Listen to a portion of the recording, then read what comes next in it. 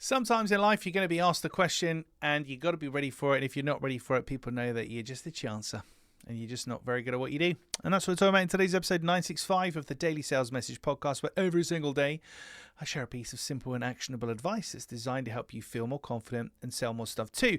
Now, what we're talking about today, I call the policy effect, but it affects lots of different things, not just your policies, but that's the example I'm going to give with you. Larger, more established businesses, here in the UK at least, have things like a modern slavery policy, a carbon efficiency or neutrality policy, equity inclusion policy, so on and so forth. The bigger your business, the more established you are, the more quote unquote professional you are, the more policies you have. I work with a business and I was at one of their staff days recently with them, and they had over 35 different policies.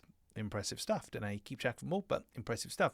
So the more policies you have, the bigger the business and the more professional the business.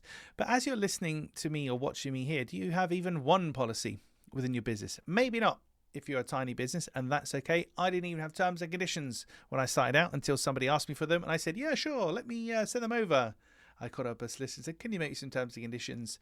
And I fixed that gap. We all learn as we go, don't we? But if you're in the UK in particular, having things like a modern slavery policy, carbon neutrality policy, etc., data privacy policy, of course, things like that, fairly straightforward to make, but can help give the perception and the inference that you're a big professional business.